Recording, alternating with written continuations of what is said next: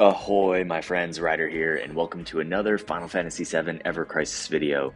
Today I am going into the Crisis dungeons, and I'm going to be taking on the hard abandoned factory down here for the S plus clear.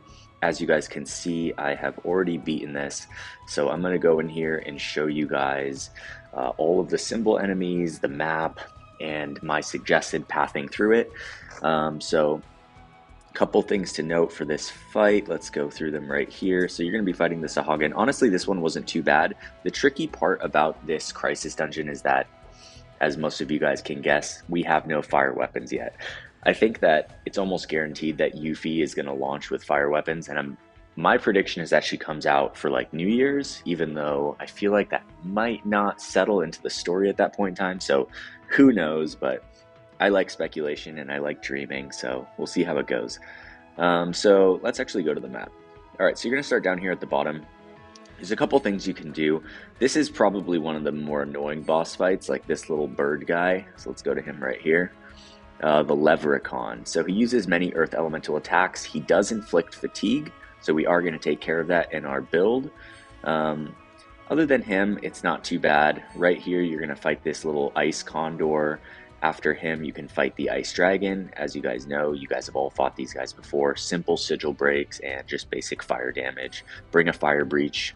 After the Levricon, so you can actually take the Levricon first. Build up your summon gauge a little bit for the Ifrit, and then these two fights over here will be pretty mellow, honestly. Let's see here. Yeah, these ones over here in the corner. After that, you're going to have the Sahuagin Prince. I didn't have too much trouble with him at all. And then last but not least, the Galam Balor. He can be a little bit tricky. He does a great deal of damage later on. He can restore his own HP, but we are going to bring a defense up weapon to help us with this fight. And yeah, for the first time rewards, you guys are going to get tons of mithril ore, which is freaking awesome. All right, so let's go into my actual build here. So this is the team I'm bringing. It's going to be Barret, Aerith, and Zack. I really do miss using Barret and other characters. So let's go into the actual builds for the characters, and then we will clear the dungeon. All right, so for Barret here, he is sitting at 53k power, 7k HP, 2.5k physical attack. I do have the assault gun. I just got this level 90, just like right before this fight. This is a fantastic weapon. Even if you have this at base 5-star, this is going to have mid max potency high. I mean, it's an incredible AoE physical defense buff that can go to high on. I mean, if you don't have this, I highly suggest wishlisting it. A lot of you guys probably at least have one copy. You know, you don't have to put it in your primary slot for stats. You could put something like the Lefko Kipseli or one of the event weapons that you have at OB10 and then put it in the sub slot. But I'm trying to bring Barret more love, so I did level it up to 90, and I'm one dupe away from OB6 on it, which means I think I'll get high potency right off the bat. Yeah. All right, other than that, I'm bringing the Heavy Hauser for some non-elemental physical damage. I am running him the scrap armor right here, but honestly, I think this one would do fine, the fiery cape. Other than that, I am running him the level 8 Mind Blow, so if you do have him level 60, you will be able to get this. How I like to use this is I wait to use Aerith's Night Bloom first, and then I hit the Limit Break, which will raise the potency to high. So that will really increase the damage in the battle. Here is our Healing Asuna Fatigue for the Levricon, since he can inflict fatigue. In the second slot, and for every character, I'm going to have some type of fire materia, so here's my Fire of Blow. And then in the third slot, I'm going to be running an X Sigil Ruin Ra on everyone. Do keep note that one of the bosses has a counter to physical sigil breaks, so you do want to run magic sigils on each of your character. As you can see, Barret, Aerith, and Zack all have magic sigil breaks on the bottom. For his sub-equip, I am running the Glareed for the physical attack, the Seaside Collar primarily for HP, and then the Buster Sword, which I just got OB3. Alright, and for his R abilities, they are right there. Alright, so going over to Aerith, she's sitting at 69k power, 6.8k HP, 2.6k magic attack, and 1.8k heal. Just so you guys know, you can switch the Fairy Tail and the Sun Umbrella depending on like what you want. So if I want more healing, I can switch to Fairy Tail in the main slot. Your magic attack will go down, but your healing will go up. So for this fight, I think I'm basically okay. It looks like I am running the Sunny Robe on Aerith for the HP and the magic attack. Of course, her Healing Wind materia. I'm also running a Healing Asuna Poison. I love this heal. As you guys, for those of you who follow a lot of my guides, I almost always bring one of these. It helps when there's a random poison, and then also as a single target heal, especially on Aerith, who has high healing capacity, it works really well. Of course, we have our Fire materia and then our Magic X Sigil materia right there. As for our abilities, they are over there on the left. And for the sub-equipments, we have the Lifeguard Wraps, the Chocobo Staff, and the Crystal Gloves right there. All right. And last but not least, going into Zac, we have 66k power, 6.9k HP, 3k physical attack. So Zac is looking pretty good. Here are his R abilities right here, so pretty solid. I am running him the Halloween costume. In the first slot, I'm running the Black Whiskers. And although honestly, this is really just for stats, I feel like you could run a lot of things here. You could run the Zwellhander, you could run the Ifrit sword for the fire damage. There's a few things that you can do here with Zac, so just put what you can in there. I have it for just a little bit of an extra physical defense in there. And then here I have the Arc Sword, which actually has a high potency or a mid to high potency magic attack or magic defense. M-Def debuff. Alright, sorry, I could not wrap my mouth around that one. Alright, and last but not least, his sub-equipments are the Murasame OB10, the Aonibi OB7, and the Thousand Waves right here. All in all, I mean, for being a dungeon where I have 0 elemental like weapons going into this, it's actually not bad at all. So let's get into it, and I'm going to show you guys how this can be done. Alright, let's see here. So the first thing I'm going to do is I'm going to come down here, and I'm going to try and take out the Leprechaun first. It's a pretty damn annoying little boss, and the other ones are not too bad. So just take out the ads here as you can. Alright, I think I'm actually going to switch to quicker speed on this one. It's not too tricky. And for those of you guys that are using Cloud and Sephiroth, this is going to be even easier. I just wanted to bring, you know, I love Cloud and Sephiroth, don't get me wrong, but I like to use other characters. This is what's like appealing about this game to me, is you get to use a lot of different characters. Alright, here we go. I just hope they would start giving Barret and Red 13 some banners. Although I've seen some data mine, or some like, I guess some leaks for costumes for them. There's some pretty sick ones I think that might come in the future for them. Alright, so here is the Leprechaun. This is going to be the first boss we take out. Then we're going to double back to the beginning. Alright, so I'm going to take out these ads first. Get the little fire breach. Just take them out as quickly as you can. It looks like the Leprechaun boosted his physical defense right here, so I'm going to drop it as fast as I can with everybody. Let's see, Night Bloom on Aerith. Oh, it looks like I didn't get the chance to defend against that. Alright, make sure you defend against his attacks. Okay, I'm going to use Agitation, and then I will get a single target heal on herself. We're going to go into the Sigil Breaks right here. Alright, there we go. And just spam the fire attacks as much as you can. Alright, and you should be able to take him out. Alright, so honestly, I think he's probably the hardest fight in this Crisis Dungeon, except for maybe the Gallon Balor. He's just the one that's kind of like, all the other ones are kind of the same. Fire Breach, and but his attacks are a little bit unorthodox, I guess, is the way to put it. Alright, so right here, I am going to take, let's see here. I think I'm actually going to just take the Fire Potency, even though we're going to go fight some Fire Potency, or since we're going to lose the ice resistance here, I think it's okay.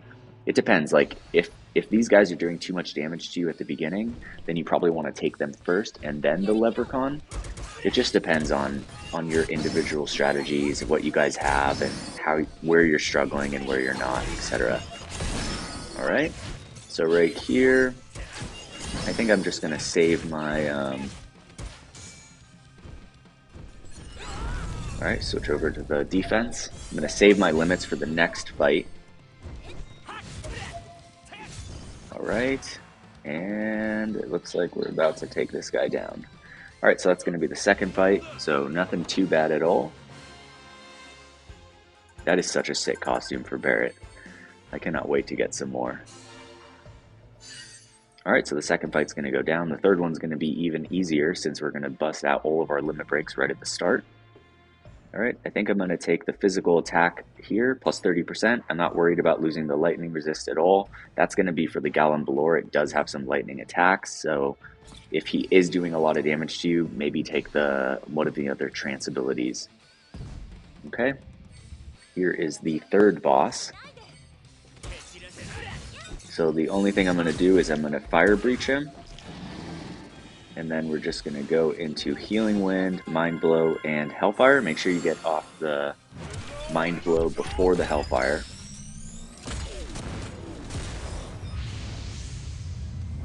Alright, you could even go so far as to hit him with the Night Bloom first, then the Mind Bloom, or the Mind Blow, which will work really well. Alright, so as you guys can see, that completely annihilated that third boss. So that one was like 10 seconds long. Alright, the Sahagin is also not so bad. He'll be the fourth fight. Let's see here. Alright, so that one's going to go down. For this, I think I'm just going to take the magic defense plus 50%. I don't want to lose so much lightning resist that the Gallon Balor starts to do like insane amounts of damage. Okay, so we're going to run all the way back over here. There is a box up there. I think you can run and get it before you fight this guy, just in case there's any ads, which I don't think there is. Oh yeah, the fire cocktails will come in handy. So I'm going to check the map right here. Yeah, so there is another chest right here. I have already gotten it because I already cleared this. There's probably ads over there, so you'd probably want to go get that now before coming down here to take on the Sahagin right here. Alright, here we go. Going into the 4th out of 5th fight. I'm going to take out the ads first and foremost. Agitation with Barret. And then take out the ads as quickly as we can. Watch that jump and switch over to the defense right at the end. Alright, so that did a decent amount of damage for sure. Now we're going to go into the Sigil Break. There it is right there. We'll go into the Fire Breach, and now we're going to just do as much damage as we possibly can. And it looks like we're going to basically take this dude out super quick. Alright, there you go. That's the 4th fight, so not too bad at all.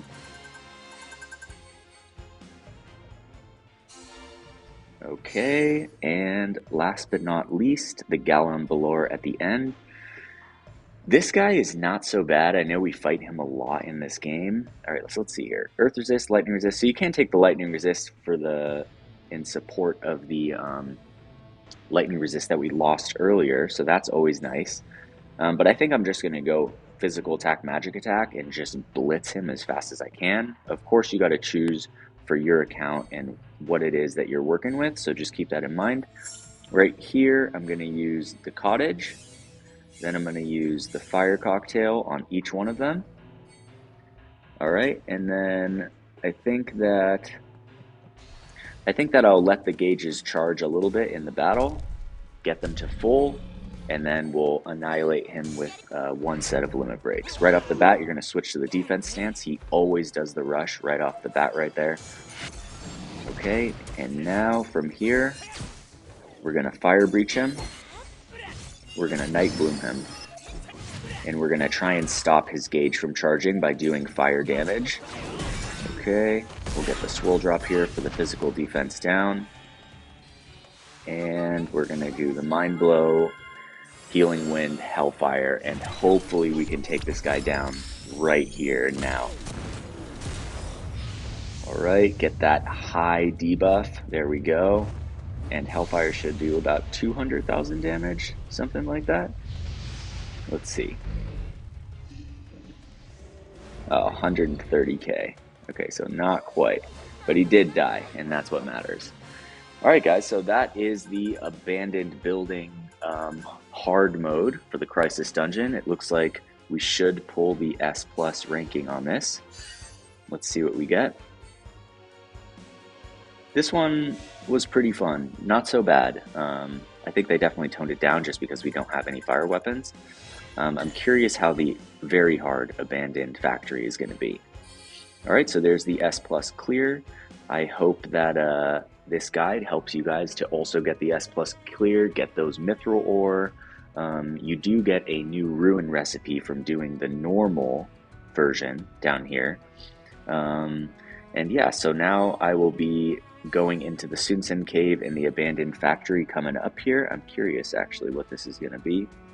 It's still going to be fire. Alright, so that's going to be interesting. I'm actually super excited about this. I like the idea of doing guides without any of the elemental weapons or the Arcanum costumes. And I'm guessing that the Sunsen Cave is going to be earth and water. Looks like Reno's there. He's ice. Interesting. Yeah, and for those of you guys who have seen, I did put out a very hard guide for Bahamut. At the beginning of the video, I did use Bandaged Sword and Tiger Fangs on Tifa, but I wasn't realizing that the Dive Bomb attack from Bahamut is physical and not magic. So for Tifa, bring leather gloves for that, and for Cloud, you don't need the Bandaged Sword, although for the EX1, you definitely will. So yeah, I'm currently working towards an EX1 guide. It is a very hard fight. But for now, I hope that this gets you guys through the hard abandoned factory. You guys get those S+ clears. Thank you guys so much for hanging out, supporting the channel. More and more people have been leaving comments. I love hearing your guys' strategies. And then, of course, it also helps other people here, you know, that don't have the exact things. They can come on, read the comments, see what other people are doing, and hopefully get those clears. All right, that being said, I hope you guys all have a wonderful day. Take care, and peace.